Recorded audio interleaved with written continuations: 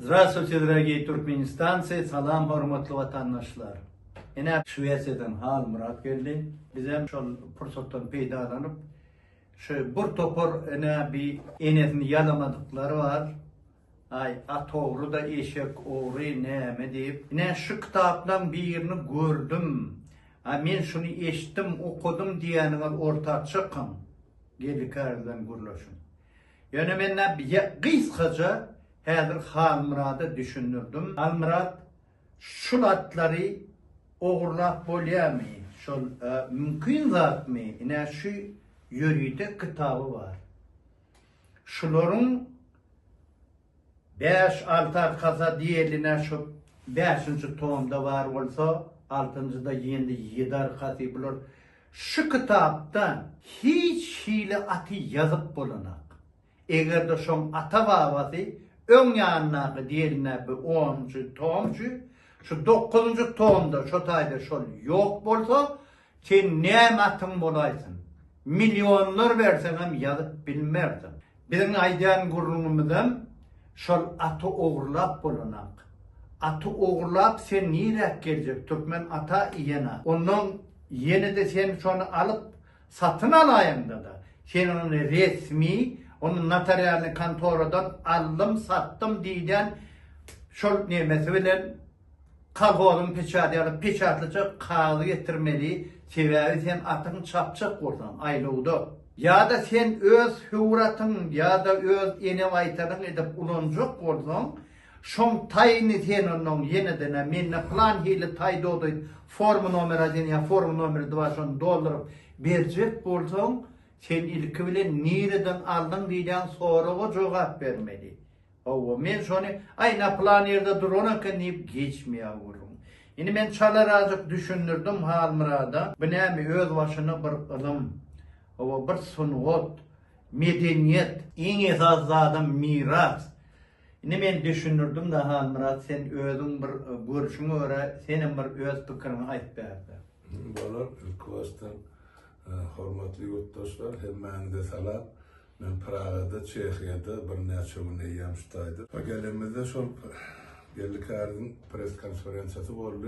Şu Birleşen Milletler Kurumu'nun şu masala varada çıkarın kararını, neticesini pres konferansiya berildi. Benim şu da hormatly mihman hükmüne çağırıldım.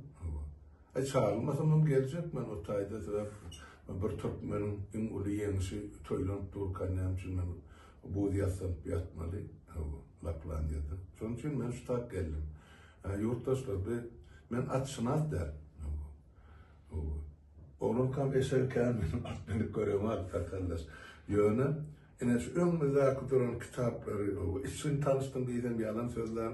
Yöne yüzde görüp çıkaran neticem var. Yine şöyle var arada siz biraz kıraşmak söyleyeyim. Yurttaşlar, ben yanında kaptanımla oturun, o geldi kâr. Ömrünü şu ata bedevi bağışlarına attım. O Türkmenitine alıvaya. Şu tayda, şu kitaplarda yazılan atların ağıtları gelip çıkışı, hüvratı mı, bilen registrasyası mı, hem meciklardı şu tayda ben gören bunun 130 yıl doğulan atların tohumu nira bölün, nira gitti, o Türkmenin tiri taypası iyidarlı nira olur, eyle olursun, beyle olur. Bizde şunu ya düşünce yok, ben bilemem, üç nesil anırayım da ne vardı. Bu tayda 30-40 neslin atlan tohumu nereden nira yayradı, kim eyyesi, nerede atsan doğullu, atsan at sapısıga girdi, neyse dedik yeniş kadını, ılğanı neyse, yani aylıqda neyse vaat görkezi, şular seyredi otuyum ol, hayran kaldım. İşte ben ayda verecek yakaladım, Türkmenin bir atının şu dokümansı at deyip hasap edip buluna. Esasen tohum attır, akıl tek attır. Hükmen şun doğuş kağıdı olmalı, doğuş kağıdını da şun hiç onların 7 pistine yetip duran tarihi olmalı. Nereden doğul, nereden getirildi, kime hövre çekildi bir. Yani şu zatlar görüp otuyun, okuyup otuyun hayranlar. Şu kitapla hiç versem yurttaşlar Türkmenistan'da yok. Bu bir tarih. Yani şu tarihin eyesemine geldik yani. Şu tarihin içinde şunun milyon uğrak atı var. öz eli bilen yetiştiren atı ol Niyazmam atı der, Urvan Ulinkam der. O alabaylarım son geldi. Hani şu mağazam kapıda iksan menniyen kellesini qazan yani iksan alabaydır. Bir Türkmeni berlen bir songa bir miras. Endi yaka at sınas var, şu mahal Türkmenin şu mirasını qoğraq oturan, yasaklaq oturan. Bunun atını elinden alır, mülkünü elinden alır, vatanını elinden alırlar, özünü türme saklar, yani de son heşelli kattılar. Yani adalet iyiroğu çıkacak. Çıktım. Ana Birleşik Milletler Kurulması'nın kararı var. Şol özün hükümet deyip adlandırıyan yankı bir cinayetkar topar var korumaçılık. Ne şol 7 milyar doları geldi kârdı. On masrafını çeken cebri için yitiren gitkisi için töleymeli. Maynen şu riyal sonra yurttaşlarımız beriydi. Ay bineme köp pul yağlıklı 7 milyar at var mı diye de. Oradan ben açıp yürüyde tanışıp teredi batıyım. Şu tayda register diye de yankı maladnika laşacı Akhal Tekinski parodi. Bir 97. yılın ortiyettanlık parlayamışlar hem register. Halkarı register ya hasaban yani ortiyette halkarı yürüyde Akhal Tekatlar boyunca. O Türkmenistan'ı sen on hasaba alma, onun halkarı derecesini onu at edip yarısı da çıkarıp bulunak, onu yankı yenici diyemeydip bulunak ya onu soğuğu da mat bulunak ya sıylağı. Şu tayda açıp terediyen vali, mesela o kavatın ahal yurt gelişen mekanlarına. Şeyler, şu tayda Gafur deyip atbar, Yevradiye, para, perbermez, ondan narul hem mezhebi yankı ahal yurdun çıkan atlar şular. Yıkıcımın öyle sözümü ne seret? Şu gorkodülyana para per vermez. Doğru mu? Evet. Şuların atası şu tane seret. Kendi ip yazılıyor. Hana yeme kalmaz fiiniz. Yok. Edil para ile per vermeden kaptığını seret. Perenli. İne.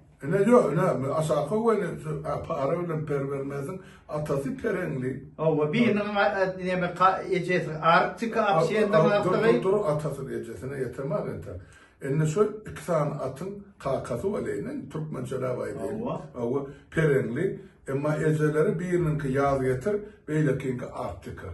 Berekellah. Ana, onun sulardan dolan tohum var, iyidine gidiyor. Yönü, dur ben 2003. yıldan sonra şu tohum atlar hiç satın registrasyon alınmanır, kasabı, bolmalısı yani.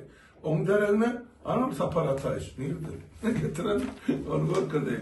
Seyredin kardeşler. 2003. yılda Eyyam Niyaz'ın devrinde yazılan zatlar var. Yankı sahip kanlı Akhal Teke tohum atlarının devlet tohumçuluk kitabı diye. Yani şu bir tane sureti at barada gurrun edene. Şu diktatör barada gurrun ediyor. Buna koşu var, neyme var. İdyanının getiriyalı bir topu yankı İngiliz atlarla karşılan, kanı karşılan atlar. Bir tane geldi kar, işte kırını yazıptır. Düşürüktür şu yani. Ne berdi şu tane yazılan atlar var. Akrab, gayratlı, karavuş, kuralliye, bulur perdelliye, bulur min bulurun var gelip çıkışını bile. Men berdi bulur krovni diymek, kanı diymek. İngiliz kanı koşulun. Men yöne 100 leyser edemde şunu tapyan. O tayda in esas zat. Ete tavşırdın neyme, başka tohumlen gardın neyme. Sebebi, eğer de şol baytal, İngiliz baytal bulunmazsa, onun yenisi atası bu kitaplarda yok. Önkü kitaplarda. Bulmadık bolsa, o hiç açın Akhal Teke atı deyip kasap edilmiyor. Dine, yenisem atasam önkü kitaplarına şu tayda 4. tomdan orkuttum da men zaman. 5. 6. 7. 8. Ne 8, ne 9, 10, ne 10 senelinde yani 10 ne yan bunlar yoktur. Yoktur. Sebebi 2000'de geldi kârdı bastılar. 2005'te de çıkıyor. Berde şimdem orsiyet ne hilim olsa adam kârçılık etti de şu önkü atları gorko döneyip yine perenliğini gorko diye. Yine Perenli. Geldik erdin kapısına doğan. Allah, öyle. Parasatlan formallan. O 90-cı ýylyň aty. Özüm sergide de çempion bolanat. Şul aty, şun oğullaryny gyýyllaryny geldik erdin elinden alýarlar da. Ondan cevap vermeyecek bolýarlar bular. Sebebi kalan atlaryna garıştırdılar. Garıştırdılar. Sebebi maşin berýär abi. Birinji gelene. Maşin berýän bolsa elbetde kim ýenden bolsa, ondan saklayan kim? Hususiýetlen aldyda ýa-ki prokuratura, MVD, pograniçnik diýdi. Olar aty bilýär. Meheme aty bilýär olar. Ama haramdan özü bilen ony. Oğla atın yanına barmağı korkuyor. Onun bilmeyen halına onları tapağı yok. Onlar yok mu rovanlığı girişinen adamlar. Ay böyle getir çap maşinada böyle de. Men elimden alınan at var. Ginne uçtu ilan at. Üçüncü eline de maşin aldı. İki maşin aldı. 25.000 dolar. Stayda yine seyredin. Stayda mesela var kitapçı. Yankı Zerevtsov производитель чистокровной ахалтекинской породы. Hıvratlan katalogu. Mesela Sanovi 98-nji ýyl üçün 1998. Eni Taylar Brayratin kitap. Evet. Hıvratlan ödüp ayratin kitap. Ne Taylar be. Oho, ina register da şu oho. Bir de hıvratlan ki onun umumi ina şunun ýaly Spravka po parodi. Hemme zat bir yılda geçen zat çapullar, çempionlar sergide belki hemişe şunlara yörep durunlar. Bu bir giden ilim, bilim, sovut bir. Bu beytirip para birinin kapısına yabin alıp gelen yarat değil mi? Bir buna krediye o sürüden bir süre oyuna kıdelen yani oğurlan Oh, ettim. oh, oh, Ne oh. edip oğurlayacak? Yurttaş ben hayran alayım. Stayda hemme çıktı. Registrasyon numara belgesi hemme çıktı bilen yazılı atı başa hiç yedi için kabul edip bilme. Sonra ya kaydı kanunu yolda satın almadık bolsa. Ya öyle çekilmedik bolsa. Ne 31'ince ne kap var. Kaptan. 90 Yanardağın tayı şu. Oh. Atası birdir. Aygıtlıyım tayı. Yönümün ecesi gerkezli. Oho. Hem registrasyon numar 130 65 91. Yalkımlı kankası Ecedi gerkezli. Hani yazılı durun. Berekella, gerkelden kervan ve gıyızdan bağımsızlaydı. O ondan bil yeme olup gidiyor bulan linye değilse yemesi var ya. Soy, uğri. Uğri fakir pelvan diye. Fakir pelvan uğri. Sondan geldi. Bu zatlar yurttaşlar biz doğan arkadaşlarımız bilen zat neyden kimin gelip çıkan köpesini atta dur. Dur hakikaten. Onun için açan sorumuza cevap. O benim için böyle at kımmetliyim. Sebep bu atlar yani ahalteki arası kaldı deyip yazılmışlar. Çista krovne arası kaldı ahalteki atlarının hesabı verdi. Böyle ki o şun kurban kulun o İngiliz atlardan karşılar o aylığı birinci geldi böyle geldi o atavabı geldi tohum zaylana. Hani yomuda atları yitik gitti indi. Yok asıl tohumu. Üçüncü tohumda var değil mi? Üçüncü tohumda karavayır atan var. Karava hatlarım var. Yomud atan var. Ahal atlarım var. Dörtte yok yok. Dörtte yok sebebi hasabını yitirdiler. Hani Somali'nin hakika İnne ahal teka yetti gelir. İnne seyret şu ine beğerde sen şu at şu katalık da. İne gencay şu. Gelik erdin atı. Kaza karmaz eceden kaknuz. Ana yazıga verdi. Hava. Ana linye kaplanın yemesi. Kaplan soyu. Kaplan uğri. Ol beytirip para sen man ara verre edip edilyan zaten bi. Yazıldı yarışı 3 yıl katlaşıptır. Yenici olan bir gezek birinci, 3 söylegen ikinci var geliptir. Berekella, 1000 metrine açadı geçenen belli. Ova, 3 yazmaz, 400 adna minuta sonra 4 sekunda ne amene görünüm. Ana hava. Yine geçecek, bu kitaba o adam doğuş kağıdında yok mu çada? Yok. Atta var da. Men kat hayran kaldım bu zatlara. Şu zavod diýlen bagışsa halmara sözüm böyle. Zavod diýlen sözün nereden dörenden bilýän mi? Ne zavodlar var ya, fabrikler işlep ýör. Zavod. Atçınazlıktan çıktı. Zavod. Zavodiç лошадей. Ort diline. Düşünýän mi? Şu zatlaryň hemmesi hasabat, bu giden mara bir neme. Oňa şunun bilen, ýüregiň bilen berilen bolmadan bu zatlardan hiç sana tölüden neme etmeýäňler, ýa tutmaýan, näme gerek diýersin. Yok, bu ömrümü şunatlara bağışlamasan yurttaşlar. Ben okudum, tanıştım, ben açsınasa ýöne şu taýda gidip ýatan rahmet bar. Näme üçin şu rahmete hormat ýok? Näme üçin rahmete degişli tölew ýok? Ya nırk ýok, ya baka ýok. Näme üçin biz Türkmenler özümizi, dilimizi, edebiýatymyzy, mirasymyzy, baýlygymyzy ýer zatlary eýe çykman ine düşüngenimiz üçin. Şumar kimde var şu kitaplar? Aydın Türkmenistan'ın oyunu. Kim aydıp bilecek? Ben Türkmen, ben yigitim, ben kuvveniyan Türkmen ediyem, on Bedevi. Hamşur Bedevi'nin tarihini bilyen adam. Menen bilemek, yani yine şutaydı, dur, hem zat yazıldı. Ne yapayım, bilyen adamı dinleyen zat bu. Ya şu adam çiğ tülmedi, çiğre çıktı, öyle bir akbar diri yurdun taşına çıktı.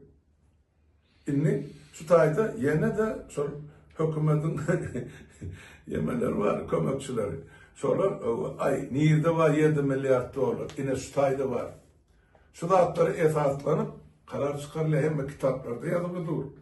Yine yanardağın haçanlar ecede mi ne? Nomeri 22 soruşuz. Ana. Hem de dur şu tayda. Devlet diyemesi bir kitabı. O taydan sonra Niyaz buluştur diye kurban kulu bulup gelmedi yan bolmadı yan etti diyenler bu tarihte ne edip sıkacak bunlar ya çok apkarçılıktı.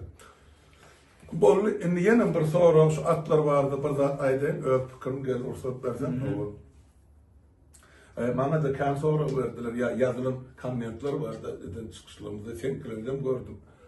Aydiya, birer diye, yine de soru diye 7 milyardı halkın boynuna diye sağlıklarıp sonunu alırlar diye. Yok yurttaşlar. O halkın pulu için almak, o şu diktatörler, yani şu diktatörler geldi kağıdın elinden alın.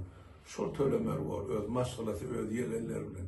Olur 7 milyar der, olur şu 17-18 yılın içinde 70 milyar, belki 200 milyar pulu olurdular. Kan uzup iyidine getirirler. Gidecek yeri yoktur. Geldi kârı dine birinci, ilkinci olup, yani şu kazanın yenisi. 8 yıllar görüştü bir fikir edip görün. Bir günden, bir aydan, 8 ayında. Bir gel taşından şunu kömek etmedi. Benim sorsandı. Başta çok atlan Türkmençeden Rus'a geçirdim diyemezim. Yani bir adamın yenisini bir saatlik bilen, bir kabul etmek, duygu dostluk etmek, bir saatliğini paylaşmak, bir şu elden gelen bir yaşlıdan dilden ne son kısa bizden ne yapıp yaşam bir hasan Türkmenli bir millet olmalı. Ne sonra ustaydı. Ben yörüte geldim. Aydan gönlürüm bir öyle bilen çıkış edip ayttım. Otluğumu onu gördüm ben o sahipamda dur. Ben geldikten ya yoldan hiç de tanıtmadı. Ben bir Türkmen hükmünü beylek Türkmenin şu Uliyan şunu otlap akırıkta neden çıkışım, son çiğnim şu tak geldim. Şu konferansa katmasayım. Bende başka maksat yok. Yani geldik ağırlar, Yuliyan Aydan bir sözü var. Şu dünün ben maşalamın yenisi bu Türkmen halkının yenisi değil. Bizim Türkmen halkının her birimiz bir yaş çeker, küçücük bir bölüm. Değil mi? Bizim hep yenisi bu. Şuna değinelim ama geldi, bakarlar, yenisin Yuliyan pozdravляться düşün. Это вашей победы. Вы сделали великое дело, вы дали надежду нашему народу. Вот, уверенность в завтрашнем дне, что справедливость все-таки победит. Есть справедливость в этом мире. Спасибо вам за ваш вот такой кропотливый труд. Я понимаю, это не очень легко. Но вы это сделали. Tamam, başta sonra da olmasa şu yerde tamamlayıcı.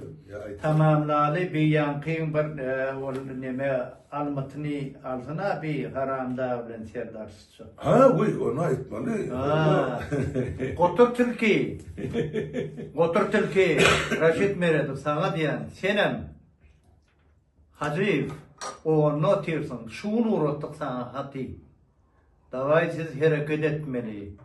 Siz 6 ayın içinde milleti hükman surata yetiremeli maglumatı. Düşündün mü? Edil Türkmenistan'a barıbilmesen biz var ya, Jeneva barıbiliyoruz. Jeneva varıp yeni şu meselelerini kaldırırsın. Ola bir oturtur ki senen var ya, aman saparın ötmeyin bu halkın elinden. Eden yetmişin katı kâendir sen, katı kâendir. Haram da, milli pidir. Senem serdarsı çık. Ömründe gördün mü, okudun mu, bir topor zatları yazıştıran mı yapıyorsun? Çumo bir topor. Ha? Tohumun çumo sen nazar ali. Adamlar yanlış yerler sana çürük deyip. Çürük ol Şammi, ol Recep'in çağılar çürük. Bunun nazar ali. Ha? Niye desen atçına? Serdarsı çık, çuvat atı minülüye mi? Ha? Elimle şeytirip yapışıp gör. Men sizin ikiyinize de hemme tohum tiyicinize de aydan. Bu bir bıstımla başlangıcıdır. Ol dine gellikleri ya maşgalası der. Ente bizim daşımızdan köpöler bulur. Köpöler millet inni düşünüp inni öňe sürünür. Aman neydi bara? Aman dilede vaktinde töle. Vaktinde töle. Tölemesen bar çıktaycı yendi boynumuza, çıktaycısı bilen tölersiniz. Men aýdyn şutaýdy, biraz kanunçy bolansan, wesere häzir şol tölemeli pul tölenmese, advokat olmaýdyk geçdi täzeden sud dinlenişigi bolsa, diýmek oňa da ýene de hiç bolmany üstüne 10% deme goşulmaly şol tölenmeli summa. Ýene de 7 milyard bolsa 7 milyard 700 milyon bolýar. Onu da hem sudun kararı var. Yani ona tölemeyecek bolsalar, ya şunu tölemeyecek bolsalar, yurdundaşından hem oğurlap çıkaran pulları var. Solun hemmecinin hazır yema konfiskasiya arttırmalı. Senin elinde dokumentler var. Yine belgesi var. Berena gizleyen yerlerin pulların sotayda, yerlerler butayda, öğüdler butayda. O sen 7 milyardın, onun oğurlar 100 milyardın arası hiç adam der geldi. Tam soyunap verirler. Ben onlara paylaştır diyeyim, ben böyle arası var. Yok paylaştırdım menden. Ne diyecek bolyardadım, onun için eylayıksanızdan, beylayıksanızdan söylemeli olsun. Gidecek yerine diyor. Ondan sonra yankı Timur Misirhan, yankı advokat, oluşur o Türkmenistanlı kendili işler kaydan, Türkmenistanlı grajdanların yani yurttaşlarımızın arkasında durmağa tayyar. Ben şondan soradım, beyleki işlerim alıp gidip bilersin diyecek. O can estiler, yazsılar, ben elden dedim kömürmediğin advokat röpününe. Ona mine ayıktım, bana manside yetiriyen yurttaşlar. Yine de bir avaşa aydın adı var, çok konferansada. Timur Mesirhanov'um, ben o zaman bir neyse işi aldım, yendim. O tarikat ulusummalar var, yani kime alıp verdim, ne ettim, ben onu aytacaklar, o bir advokatın eseri, bilen, yani ecir çeken bilen. O hakkını aldı, heşteğini aldı, yani şunu halka getirmek istenmedi. Ya beylek olur şu tölen ulupurlarını görüp, halktan korkuncuna sesini çıkarmadı yenilerde. Talep eden. Sen olsa bunu ayıp verdin ne şunca karar verdi tölemeli. Beylekilerken az puller yönümün ayıp oturmayın ne diyen onu öz advokat ortadarsı öz aydı. Yine ol yağdayım var. Bunlar halkın ensesinden kim güçlü çıksa, kim yeniş kazansa halk hali derecesinden sonra yuvaşlık bilir yine pul töleğe oturarlar. Yine şunu bilip koyun yurttaşlar. Yöne geldik ardın bil işi yerde kalmadı. Onun taraf eylayıksanızdan, beylayıksanızdan tölemeli olsun. Gidecek yeriniz yok. Ne açıp şart tölekenim şunu çoğu. Yok, şartım şartımı bilmedik sıran olup, böyle bilmedik sıran olup gezin, erti Türkmenistan Birleşen Milletler Kuruması'nın hatarından çıkarır dedik. O bir taraflık diyeniniz son eplep, in kovudu yerinize sokarsınız. Yani pulun tölemeli olsun. Gidecek yeriniz yok. O Avrupa uğurlap çıkaran pullarınızı, Dubai'ye mi, Türkiye'ye mi, Malazya'ya mi, Hıtay'a mi, her mecil kan otup getirirsiniz. Hasap maşini işleyip dur, sonra ayda inelim. Sebebi halkın hakkı var. Народ имеет право. Hakikaten.